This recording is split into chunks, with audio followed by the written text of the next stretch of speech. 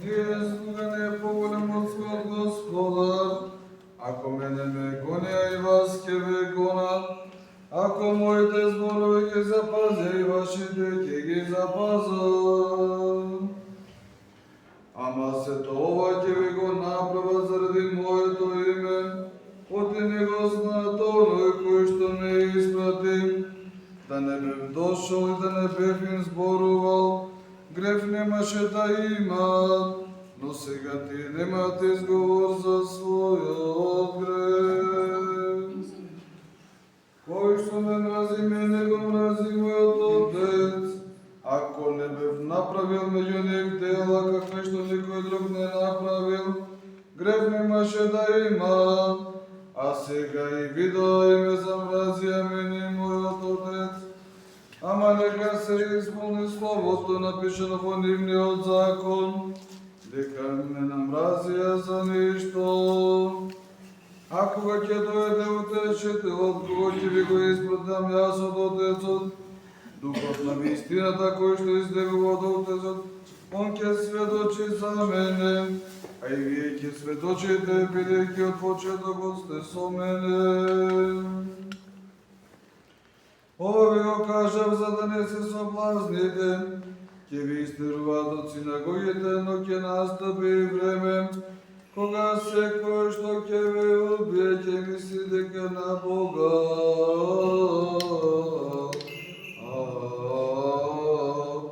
му принесува служба.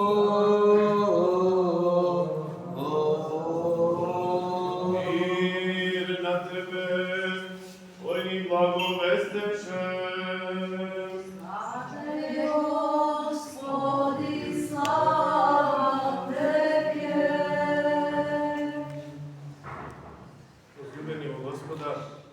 Браќа и сестри, денешната евангелска перикопа секако е потребно да се протолкува. Има и такви евангелски перикопи кои што буквално откриваат се што Христос мислел да им каже и на апостолите и на народот. Меѓутоа има и такви зборови во некои глави, во некои перикопи, каде што е потребно да се протолкува за да не бидат луѓето во недоумица или во незнаење што точно Евангелието кажува и каква порака ни праќа. Денеска слушнавме дека Христос им вели на апостолите дека нема слуга поголем од својот Господа и дека ако него го гонеле и апостолите ќе ги гонат. Сушност, тоа е смислата на сведочењето на вистината.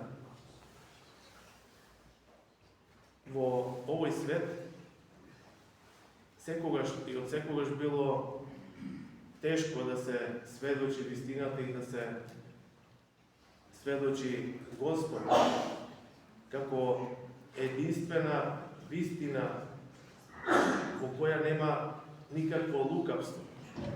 Овде на земјата може да има различни вистини, но вистината реална е дека Бог постои вечно и дека го створи човекот од љубов.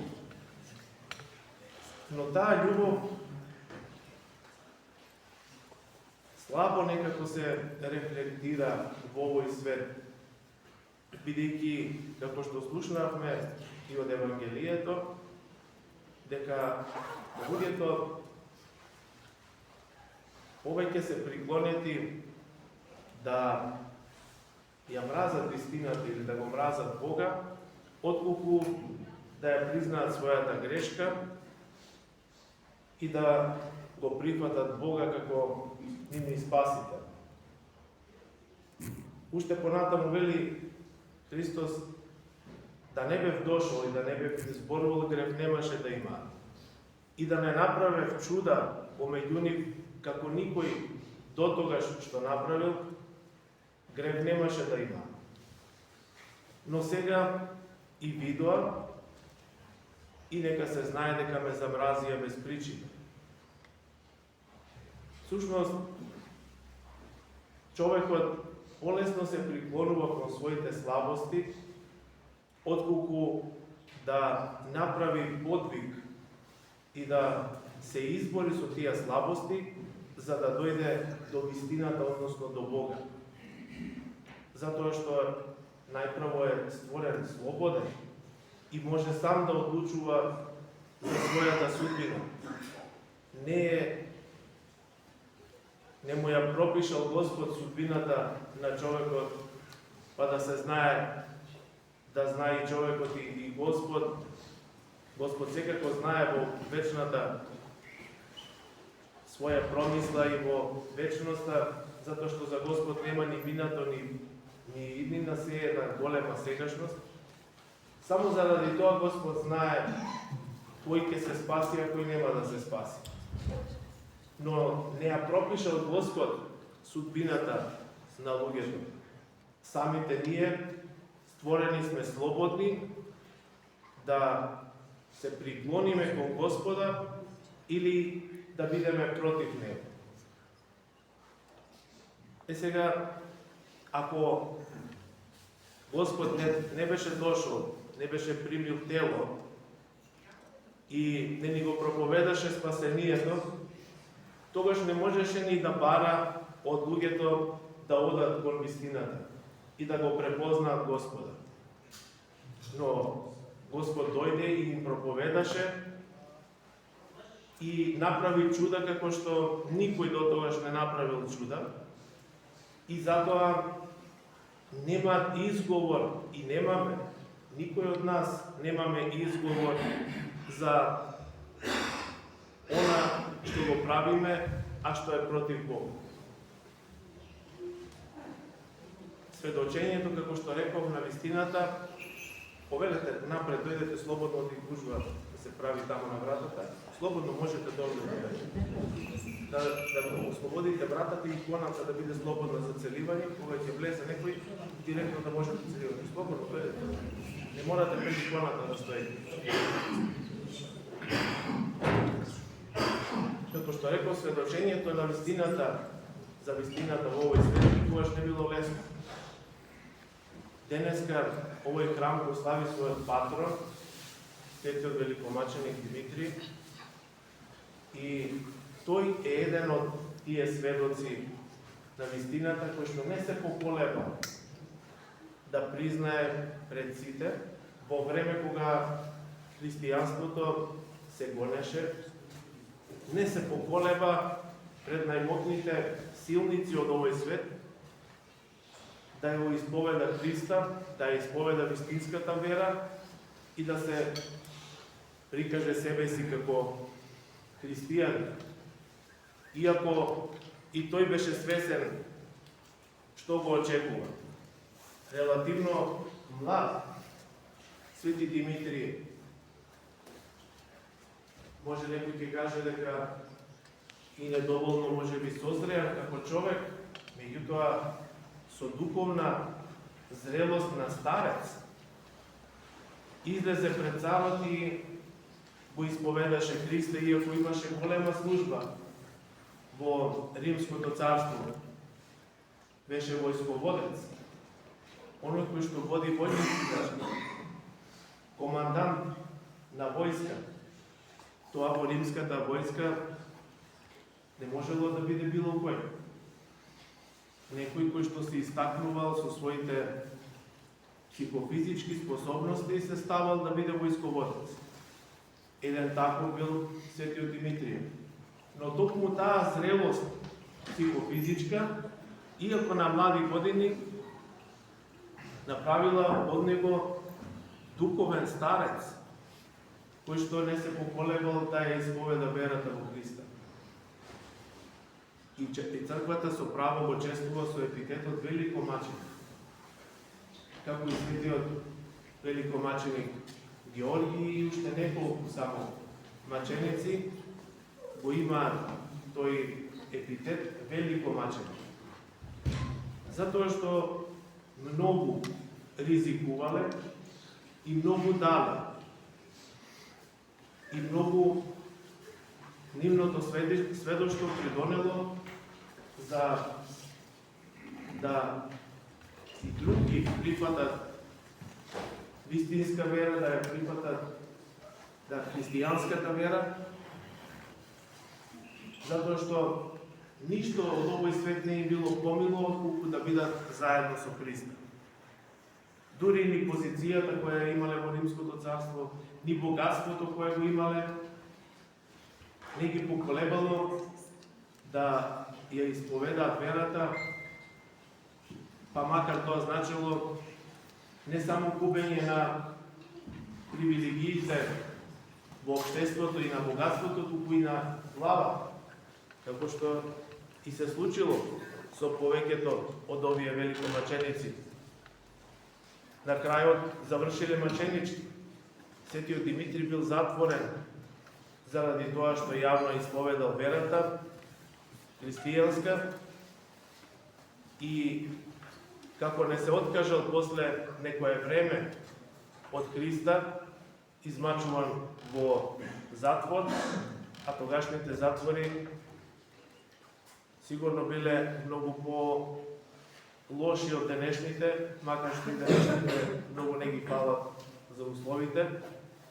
Меѓутоа можеме да замислиме во првите векови од новата ера, па и до средниот век, какви биле затворите, сме гледале по филмовите.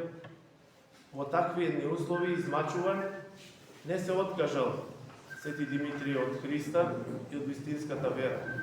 И затоа, кога царот видел дека ништо не помага, а уште повеќе христијани станувале гледајќи го страдањето на Свети Димитрий, пратил војници, истите, значи тие војници кои до вчера тој ги командувал, сега биле пратени од царот да го изгодат со копија во затворот и така ја предал својата душа Свети Димитрий на Бога. Но гледате, царот и тие војници ги спомнуваме само во овој контекст. Само во контекст на тоа дека направиле нешто лошо. Може би направили нешто добро, но затоа што учествувале во маченичката смрт на Свети Димитрий, по ништо добро не се сеќаваме на тие луѓе. А Свети Димитрий го чествуваме како великомаченик и не само што ние го чествуваме, цела православна црква го чествува и неговите мошти се мироточиви во Солун, таму каде што служел и на Бога и на луѓето, таму се и неговите мошти и никаде од градот Солун нема на друго место мошти од Свети Димитрий. Тој е заштитник на Солун и таму станува да го штити градот се уште и после 20 века од како ја предал својата душа. И многу чуда се случува и ден денеска на неговите мошти. Тоа станува со луѓето кои што се храбри во даден момент кога тоа ќе биде потребно и кога ќе биде барано од нив, да застанат цврсто и да го сведочат Бога, да ја сведочат вистината, да го сведочат Христа воскреснатиот. И така се случувало низ вековите и се случува и до ден денеска. Затоа црквата ги чествува овие светители. Не дека тие имаат потреба од нашето чествување. Верувам дека повеќето, ако не и сите од нив, не сакаат никакво чествување, никакви пофалби овде на земјата, затоа што нивната пофалба и нивната награда е од Бога, од Царството Небесно. И тоа не може да се спореди со ништо од овде. Колку и молитви да принесуваме, колку и чествувања да правиме на светителите не може да се спореди со она што тие го живеат во близината Божја. Онака како што Господ припремил и за сите нас.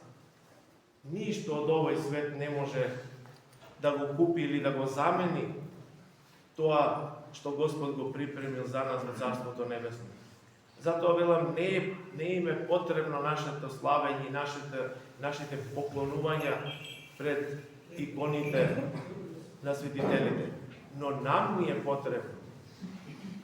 Затоа ние сме ги ставиле во календарот,